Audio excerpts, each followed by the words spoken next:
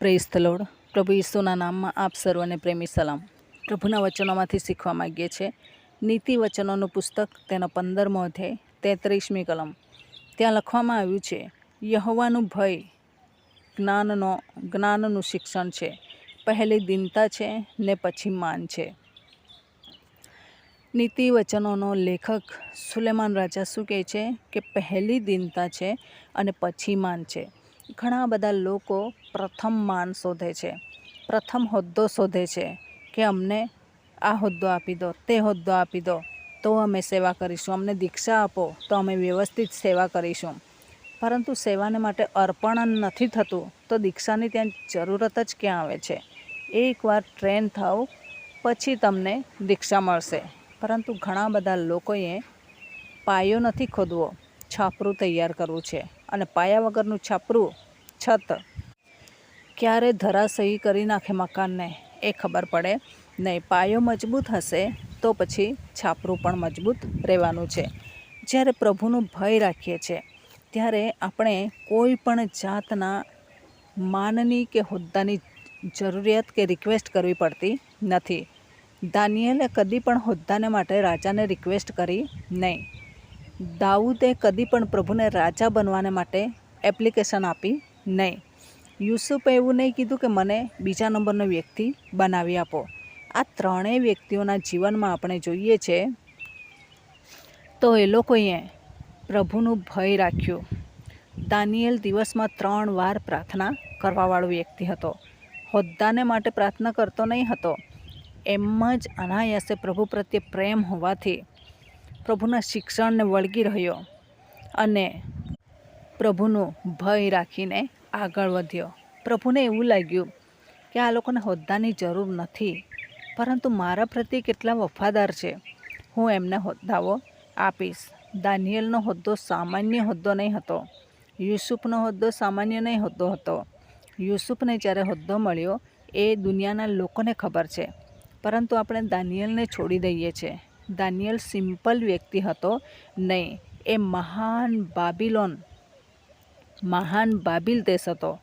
જેમ તે સમયમાં મિસર એ મહાન હતું, ગ્રેટ હતું, આજનું અમેરિકાની જેમ હતું. એ દેશનો બીજા નંબરનો વ્યક્તિ બને છે. જ્યારે બેબીલોન પણ મહાન હતું. એક અધ્યાયમાં આપણે જોઈએ છીએ દાનિયેલના પુસ્તકમાં, તો ત્યાં જે નબુખાદનેસર રાજા છે તે શું કહે છે કે આ મહાન બાબિલોન મેં મારા પોતાના મહિમાને માટે નથી બનાવ્યું, એમ કરીને કહે છે. કેવા કેવા ત્યાં પડદાઓ હતા અને કેટલા સમય સુધી મિજબાની આપતા હતા. તેના પરથી ખબર પડે છે કે એનો વૈભવ કેવો હશે. એના વહીવટ કરવાને માટે આ દાનિયેલની નિમણૂક કરવામાં આવી. 6થા અધ્યાયમાં જે દાર્યાવેશ રાજા છે એ નક્કી કરે છે કે એમને ઠીક લાગે છે કે હું 120 સુબાઓ ઠહેરાવું અને પછી એમના ઉપર 3 સરસુબાઓ ઠહેરાવું. અને એમના 3માં પણ એક મુખ્ય, અને એ કોણ છે? દાનિયેલ. દાનિયેલે કદી નહીં કીધું કે રાજા તમે મને બનાવી દો. એ આગળ પાછળ હશે રાજાની, પરંતુ રાજાને રિક્વેસ્ટ કરતો નથી. પરંતુ રાજા એ આ દાનિયેલ છે એને જોતો હતો. દાનિયેલના ચરિત્રને, દાનિયેલના જીવનને, દાનિયેલના જીવન શૈલીને, એમના રાજકીય કામકાજને બધાનું નિરીક્ષણ કર્યું. ઓકે હતો. અને એના લઈને રાજાએ નક્કી કરી નાખ્યું. કોઈની સલાહ નથી લીધી. એણે પોતે નક્કી કરી નાખ્યું. કોઈની સલાહની જરૂર જ નહીં હતી. કેમ કે એની બાજુમાં હતો. કોઈને પૂછવાની જરૂર હતી નહીં. અને એવી રીતના બનાવી દેવામાં આવે છે. આજે આપણે માન શોધી રહ્યા છે, મોભાવો શોધી રહ્યા છે. ધીરજ રાખો, એકવાર પ્રભુનું ભય રાખો, પ્રભુનું ભજન કરો, પ્રભુના શિક્ષણને વળગી રહો, વફાદાર રહો પ્રભુને. ઓટોમેટિક તમે જે ઈચ્છો છો એ હોદ્દા તમને મળશે. પ્રભુને માન નથી આપવું, નથી ઘડાવવું, શિક્ષણ નથી લેવું અને પોતાની ઈચ્છા પ્રમાણે હોદ્દાઓને લેવા છે, સાચવવા છે. કોણ આપશે તમને? ક્યાંથી મળશે તમને? પ્રભુ બધી દુનિયાનું નિરીક્ષણ કરી રહ્યા છે. કોણ શું છે એ પોતે જુએ છે, હરેકના અંતઃકરણે તપાસે છે. કાળવૃત્તાંતના પુસ્તકમાં લખવામાં આવ્યું છે કે પ્રભુની દ્રષ્ટિ, યહોવાની દ્રષ્ટિ આખી પૃથ્વીનું નિરીક્ષણ કર્યા કરે છે.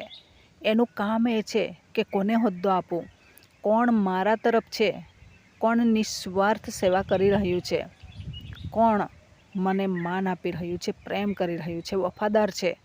એને જોઈને પ્રભુ એવા વ્યક્તિઓને ઊંચા કરે છે. આપણે વિચારીએ છીએ આની ભલામણ કોણે કરી હશે, આ કેવી રીતના આગળ વધી ગયો, આનું લાગવગ કરવાવાળું કોઈ નથી, તો છતાં આટલા ઊંચે કેમ આવી ગયો. પરંતુ પ્રભુ એનો લાગવગ કરે છે.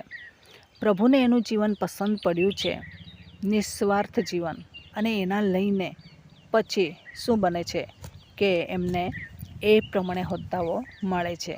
આજે તમે અને હું પ્રભુને નિખાલસ મનથી, જેમ દાઉદ ભક્ત સવારે પરોઢિયાને પંડે એ જગાડતો હતો આરાધના કરીને, એવી રીતના આપણે વફાદાર રહીએ, પ્રભુને મળવાને માટે વફાદાર રહીએ. દાનિયેલ કોઈ જાતના સ્વાર્થને માટે પ્રાર્થના નહીં કરતો હતો, પોતાના લોકોને માટે રિક્વેસ્ટ અને પાપની કબૂલાત કરતો હતો. પોતે વ્યવસ્થિત રહ્યો. પ્રભુએ જોયું કે આ હોદ્દાને લાયક આખા બાબિલોનમાં બીજા બી ઇસરાયેલી લોકો હતા, પરંતુ આ વ્યક્તિ છે. એમ કરીને પ્રભુએ કોઈની ભલામણ વગર રાજાના મનમાં વિચાર આપ્યા, અને એ પ્રમાણે એ બીજા નંબરનો વ્યક્તિ બને છે. જ્યારે તમે અને હું પ્રભુને વફાદાર અને વિશ્વાસુ રહીએ છીએ, ત્યારે પ્રભુ એ કામ કરે છે. નેહેમ્યાને જે યરૂશલેમને જોઈને રડવાનું મન થયું, રડ્યો. પ્રભુએ એને 52 દિવસમાં કોટ બાંધવાને માટે કૃપા આપી. આજના સમયમાં બાઇબલમાં લોકો પ્રેમ કરે છે તો નેહેમ્યાના બાંધકામને પ્રેમ કરે છે. વિપરીત પરિસ્થિતિમાં પણ પ્રભુ પ્રત્યેના લગાવને લઈને, અપમાનોમાં, જોખમોમાં, મારી નાખવાની ધમકીઓ, મારી નાખવાના ષડયંત્રો, એમાં પણ ટકી રહ્યો, કોર્ટ પર ઊભો રહ્યો. ખાલી ઓફિસમાંથી ઓર્ડર નહીં કરતો હતો, કોર્ટ પર ગયો, અંધારી રાતે ગયો, દિવસના શત્રુઓની મધ્યમાં કોર્ટ પર રહ્યો, અને જે બાંધકામ કરતા હતા એમને દિલાસો મળ્યો. ઘણા બધા સંતો, ભક્તો, સેવકો ઓફિસમાંથી ઓર્ડર કરે છે, આમ કરો તેમ કરો, પરંતુ હકીકતમાં જ્યાં બિલ્ડ થઈ રહેલું છે, બાંધકામ થઈ રહેલું છે, ત્યાં પગ મૂકવાની પણ તેઓ તસદી લેતા નથી. અને આ કેમ કર્યું, તે કેમ કર્યું, જોવા જાઓ ને તમારી નરી આંખોથી કેવું બાંધકામ છે, ખાડા ટેકરા ક્યાં છે તે ખબર પડશે, અને પછી તમે ભલામણ કરી શકો છો. આજે નિસ્વાર્થ પ્રેમ પ્રભુ પ્રત્યે રાખીશું, પ્રભુની મંડળીઓ પ્રત્યે રાખીશું, પ્રભુના કામ પ્રત્યે અને સેવા પ્રત્યે રાખીશું, ઓટોમેટિક તમને દાનિયેલ જેવા બનાવી દેશે, દાઉદ જેવા બનાવી દેશે, યુસુફ જેવા બનાવી દેશે, નેહેમ્યા જેવા બનાવી દેશે. તો એ પ્રમાણે કામ કરવા પ્રભુ આપણને સહાય કરે. વચનનો આશીર્વાદ પ્રભુ આપણને સર્વને પૂરો પાડે. આમેન. પ્રાર્થના કરીએ.